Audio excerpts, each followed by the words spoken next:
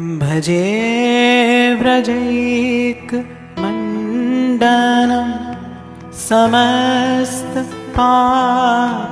समस्तपापखण्डनं स्वभक्तचेतरञ्जनं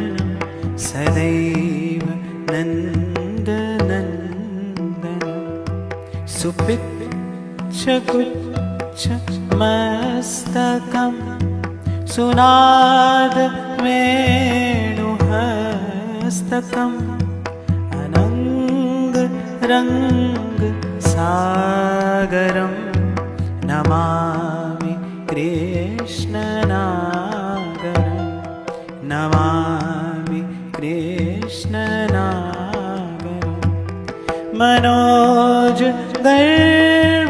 मनोजगर्वमोचनं विशाललोललोचनं